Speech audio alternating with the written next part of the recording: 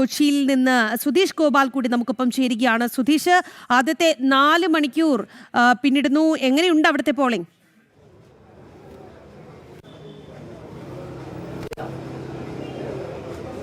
രാഹി, ഞാൻ ആലപ്പുഴ ജില്ലയിലാണുള്ളത്. ആലപ്പുഴ ജില്ലയിൽ ആദ്യ 4 മണിക്കൂർ പിന്നിടുമ്പോൾ ഏതാണ്ട് 33% പോളിംഗ് പൂർത്തീകരിച്ചിട്ടുണ്ട് എന്നതാണ് ഇതുവരെ ലഭ്യമായ കണക്ക്. അതിൽ പുരുഷ വോട്ടർമാരാണ് ഇതുവരെ പോൾ ചെയ്തതിൽ കൂടുതലായുള്ളത്. ഇപ്പോൾ ഞാൻ നിൽക്കുന്നത് ആലപ്പുഴ ജില്ലയിലെ പുന്നപ്ര വടക്ക് പഞ്ചായത്ത് 7-ാം വാർഡിൽ പറവൂർ ഹൈസ്കൂളിലാണ്. ഇവിടെ മുൻ മന്ത്രിയും മുതിർന്ന CPM നേതാവുമായ G. സുധാകരൻ വോട്ട് ചെയ്യാനെത്തുകയാണ്. അദ്ദേഹം വീണ് പരിക്കേറ്റ് ചികിത്സയിലായിരുന്നു. അതിനിടയിലാണ് വാക്കറിൻ്റെ സഹായത്തോടെയാണ് വോട്ട് ചെയ്യാനെത്തിയിട്ടുള്ളത്.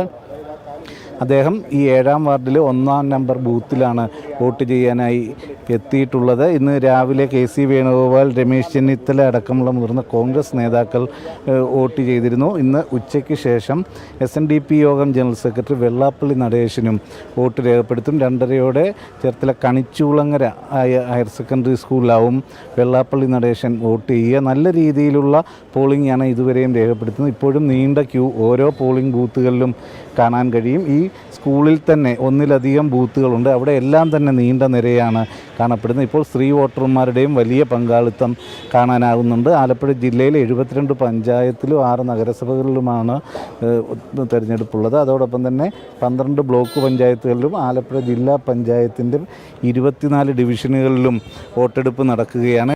18,02,000-ലധികം വോട്ടർമാരാണ് ജില്ലയിൽ ആകെയുള്ളത്. അതിൽ പരമാവധി പേരെ പോൾ ചെയ്യിക്കാനുള്ള ഈ ബൂത്തുകളിലേക്ക് എത്തിക്കാനുള്ള ഒരു ശ്രമം തന്നെയാണ് വിവിധ മുന്നണികളുടെ ഭാഗത്തുനിന്ന് നടക്കുന്നത്. ശക്തമായ ത്രികോണ മത്സരം നടക്കുന്നത് കൊണ്ട് തന്നെ ആ ഒരു വീറും വാശിയും ഈ വോട്ടെടുപ്പിൽ നമുക്ക് കാണാൻ കഴിയുന്നുണ്ട്. പരമാവധി പേരെ വോട്ടിന് എത്തിക്കുക എന്നത് തന്നെ ഓരോ മുന്നണിയും പരിശ്രമിക്കുമ്പോൾ അത്തരത്തിലുള്ള ഒരു പോളിംഗ് ശതമാനം ഒരു സാധ്യത തന്നെയാണ് നിലനിൽക്കുന്നത്. ഇതേ സാഹചര്യത്തിൽ തന്നെ BJP മുന്നേറ്റം കൈവരിക്കുന്ന ഇടങ്ങളിൽ കോൺഗ്രസും LDFും UDFും തമ്മിലുള്ള ധാരണയുണ്ട് എന്ന ആക്ഷേപം പലയിടത്തു നിന്നും ഉയരുന്നുണ്ട്. അങ്ങനെയുള്ള ചില ശ്രമങ്ങൾ പരസ്യമായി തന്നെ ചിലയിടത്ത് പുറത്തു വരികയും ചെയ്തിരുന്നു. അത്തരം സാഹചര്യങ്ങൾ ഒഴിവാക്കി മുന്നോട്ട് പോകണം എന്നാണ് BJP ആവശ്യപ്പെടുന്നത്. ഇതേ സാഹചര്യത്തിൽ തന്നെ കഴിഞ്ഞ തവണ ഇപ്പോൾ മാവേലിക്കര നഗരസഭയിൽ തന്നെ ഏറ്റവും വലിയ ഒറ്റക്കക്ഷി BJP എത്തിയിരുന്നു. അത്തരത്തിലുള്ള വലിയ മുന്നേറ്റങ്ങൾ പലയിടത്തും പ്രതീക്ഷിക്കുന്നുണ്ട്. ആ ഒരു മുന്നേറ്റം തന്നെയാണ് പൊതുവിൽ കണക്കാക്കപ്പെടുന്നതും. അത് പഞ്ചായത്തുകളിലും നഗരസഭകളിലും ബ്ലോക്കിലും ജില്ലാ പഞ്ചായത്ത് ഡിവിഷനുകളിലും അടക്കം അത്തരമൊരു മുന്നേറ്റം NDAക്ക് ഉണ്ടാകും എന്ന ഒരു പ്രതീക്ഷയാണ് നിലനിൽക്കുന്നതും.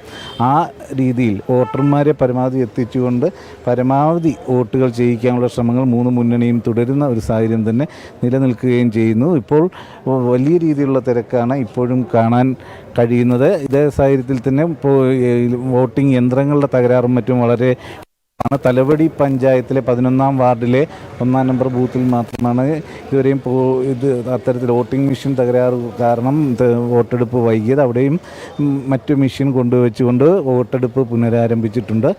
ഇപ്പോൾ അതേ രീതിയിൽ പോളിംഗ് ഓരോയിടത്തും പുരോഗമിച്ചുകൊണ്ടിരിക്കുകയാണ്. രാഹി.